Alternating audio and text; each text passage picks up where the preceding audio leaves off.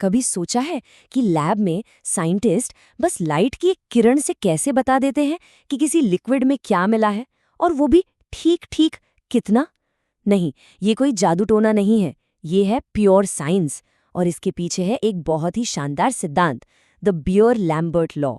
तो चलिए आज इसी को समझते हैं कि कैसे ये नियम हमें वो देखने की ताकत देता है जो हमारी अपनी आंखें भी नहीं देख सकती। तो इस सफर में हम क्या क्या देखने वाले हैं? सबसे पहले हम समझेंगे कि आखिर ये नियम है क्या। फिर इसके मशहूर फॉर्मूले को तोड़कर उसके हर हिस्से को जानेंगे। हम उन वैज्ञानिकों से भी मिलेंगे जिन्होंने इसे बनाया, और देखेंगे कि ये हमारी रोजमर्रा की दुनिया में कहाँ-कहाँ काम आता है। और आखिर में ये भी जानेंगे कि कब और क्यों ये नियम भी धोखा दे जाता है। तो सबसे पहला और सबसे बड़ा सवाल तो यही है, आखिर लाइट किसी लिक्विड के अंदर के राज खोल कैसे सकती है? सुनने में तो ये किसी पहेली जैसा लगता है ना? पर इसका जवाब फिजिक्स के एक बहुत ही सीधे और सरल सिद्धांत में छिपा है। अच्छा, इसको ना एक बहुत ही आसान तरीके से समझते हैं। सोचिए कि लाइट की एक किरण एक रंगीन पानी के गिलास से गुजर रही है। अब उस पानी में जो रंग के कण घुले हैं वो एक स्पंज की तरह काम करते हैं और लाइट की थोड़ी एनर्जी को सोख लेते हैं। तो होता क्या है, जो लाइट गिलास के दूसरी तरफ से बाहर निकलती है वो थोड़ी कम चमकदार होती है। बियर-लैम्बर्ट लॉ बस इसी कमी को नापने का एक एकदम सटीक गणितीय तरीका है। चलिए अब इस नियम के दिल में उतरते हैं, इसके एकदम कोर आइडिया को समझते हैं। इस पूरे नियम की बुनियाद एक बहुत ही सीधी सी बात पर टिकी है। ये कहता है किसी घोल में कोई चीज जितनी ज्यादा होगी वो उतनी ही ज्यादा लाइट सोखेगी। जैसे चाय में जितनी ज्यादा पत्ती डालेंगे चाय उतनी ही डार्क होगी। यहाँ भी घोल जितना ज्यादा गाढ़ा होगा लाइट का सोखना उतना ही ज्यादा होगा। साथ ही लाइट को जितनी लंबी दूरी तय करनी पड़ेगी वो उतनी ही ज्यादा सोख ली जाएगी। सिंपल है ना? बस यही है इसका मूल मंत्र। तो अब जब हम इसका बेसिक आइडिया समझ गए हैं तो चलिए थोड़ा इसके मैथ्स में उतरते हैं। और घबराइए नहीं, बहुत आसान है। हम इसके मशहूर फॉर्मूले को एक एक करके तोड़कर समझेंगे। और ये रहा वो फॉर्मूला, A बराबर एप्सिलॉन CL। देखने में कितना छोटा और सिंपल लग रहा है ना? लेकिन यकीन मानिए ये छोटा सा समीकरण ही क्वांटिटेटिव स्पेक्ट्रोस्कोपी की, मतलब किसी चीज की मात्रा को नापने वाले विज्ञान की रीढ़ की हड्डी है। तो फॉर्मूले में सबसे पहले है A, यानी एब्जॉर्बेंस। अब ये है क्या? सीधी सी भाषा में ये बस एक नंबर है, इसकी कोई यूनिट नहीं होती, जो ये बताता है कि कितनी लाइट उस लिक्विड के अंदर ही गुम हो गई या कह लीजिए सोख ली गई। स्पेक्ट्रोफोटोमीटर नाम की जो मशीनें होती है ना, वो इसी A की वैल्यू को नापती हैं। अगला कैरेक्टर है एप्सिलॉन, यानी एप्सिलॉन। इसको ना आप किसी भी केमिकल का एक यूनिक फिंगरप्रिंट समझ सकते हैं। हर केमिकल का लाइट को सोखने का एक अपना खास स्टाइल होता है ना? तो एप्सिलॉन बस यही बताता है कि कोई चीज किसी खास रंग की लाइट को सोखने में कितनी माहिर है। ये हर केमिकल के लिए फिक्स होता है। फिर आता है C यानी कॉन्सेंट्रेशन, मतलब घोल कितना गाढ़ा है, उसमें असल में कितना पदार्थ घुला हुआ है। और पता है, ज्यादातर एक्सपेरिमेंट्स में वैज्ञानिक इसी C की तो तलाश कर रहे होते हैं।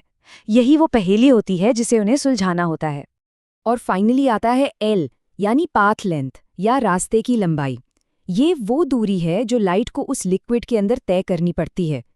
लैब्स में क्या होता है, सैंपल को एक छोटे से शीशे के डिब्बे में रखते हैं जिसे क्यूवेट कहते हैं। तो ये L बस उस क्यूवेट की चौड़ाई होती है, और हिसाब किताब को आसान रखने के लिए इसे अक्सर ठीक 1 सेंटीमीटर रखा जाता है। अब ये ग्राफ देखिए, ये दिखाता है कि ये सब असलियत में काम कैसे करता है। आप देख सकते हैं जैसे जैसे हम X एक्सिस पर कॉन्सेंट्रेशन बढ़ा रहे हैं, Y एक्सिस पर एब्जॉर्बेंस भी एकदम सीधी लाइन में बढ़ रहा है। बिल्कुल सीधा रिश्ता। और वैज्ञानिक इसी चीज का इस्तेमाल करते हैं। वो क्या करते हैं, पहले से पता कॉन्सेंट्रेशन के कुछ सैंपल लेते हैं, उनका ग्राफ बना लेते हैं, फिर एक अनजान सैंपल का एब्जॉर्बेंस नापते हैं और इस ग्राफ पर देखकर फट से बता देते हैं कि उसकी कॉन्सेंट्रेशन कितनी है। तो भाई ये इतना कमाल का नियम आया कहाँ से? ये किसी एक इंसान के दिमाग की उपज नहीं है, बल्कि 1 सदी से भी ज्यादा लंबे चले एक वैज्ञानिक सफर का नतीजा है। तो चलिए मिलते हैं उन जीनियस लोगों से।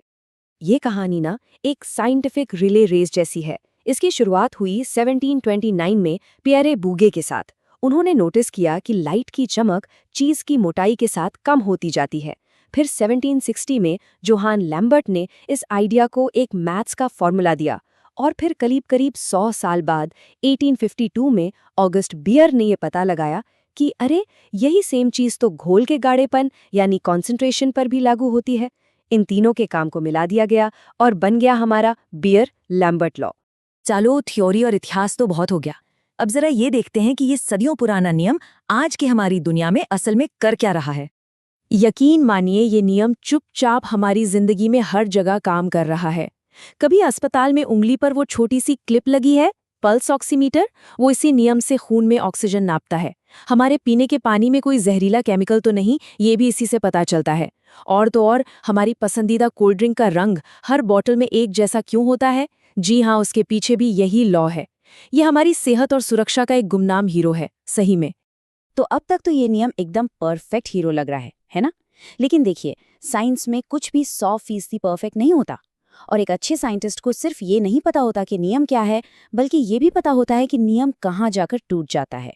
तो सवाल ये उठता है कि क्या ये नियम हमेशा हर सिचुएशन में एकदम सटीक काम करता है? अगर ऐसा होता तो क्या ही बात थी। पर असलियत थोड़ी ज्यादा मजेदार है और इसका जवाब है नहीं। जरा इस ग्राफ पर नजर डालिए। ये जो बीच वाली सीधी लाइन है ना, ये है वो आदर्श दुनिया, वो आइडियल सिचुएशन जहां बियर लैम्बर्ट लॉ एकदम परफेक्टली काम करता है। लेकिन असल दुनिया में, खासकर जब घोल बहुत ज्यादा गाढ़ा हो जाता है, तो ये लाइन सीधी नहीं रहती, ये ऊपर या नीचे की तरफ मुड़ जाती है। इसी को हम कहते हैं डिविएशन या विचलन। और ये जो डिविएशन होता है ना, इसके मोटे मोटे तौर पर 3 बड़े कारण होते हैं। पहला फंडामेंटल, मतलब जब घोल बहुत गाढ़ा हो जाता है तो उसके मॉलिक्यूल्स एक भीड़ भरे कमरे में लोगों की तरह हो जाते हैं, एक दूसरे से टकराने लगते हैं, एक दूसरे पर असर डालने लगते हैं, जिससे लाइट सोखने का उनका तरीका ही बदल जाता है। दूसरा कारण है केमिकल। कभी कभी क्या होता है कि घोल के अंदर ही कोई रिएक्शन शुरू हो जाता है और हमारा पदार्थ ही किसी और चीज में बदल जाता है। और तीसरा इंस्ट्रूमेंटर। कभी कभी गलती हमारी मशीन की भी हो सकती है। मान लीजिए कि लाइट का सोर्स ही ऊपर नीचे हो रहा। और ये बात इस कोट में बहुत बढ़िया तरीके से समझाई गई है। इसमें कहा गया है कि इस नियम में सबसे बड़ी कमी इसका नाम है। इसका ज्यादा सही नाम आइडियल एब्जॉर्प्शन लॉ या आदर्श अवशोषण नियम होना चाहिए था। ये हमें याद दिलाता है कि ये एक बहुत अच्छा मॉडल है, एक आदर्श स्थिति के लिए बनाया गया नियम है जो ज्यादातर टाइम काम करता है, पर यह प्रकृति का कोई पत्थर की लकीर वाला कानून नहीं है। और पता है, यही बात इसे इतना दिलचस्प बनाती है। करीब 300 साल पुराना नियम आज भी जिंदा है और लगातार विकसित हो रहा है। आज के वैज्ञानिक इसे मशीन लर्निंग और एआई के साथ जोड़ रहे हैं ताकि इसे और भी ज्यादा पावरफुल बनाया जा सके। ये दिखाता है कि कैसे एक बुनियादी साइंटिफिक आइडिया वक्त के साथ और बेहतर होता जाता है, नई टेक्नोलॉजी के साथ मिलकर भविष्य के लिए तैयार हो जाता है। तो अब सवाल ये है कि ये साधारण सा दिखने वाला नियम हमें आगे और कौन-कौन से अनदेखे राज दिखाने वाला है।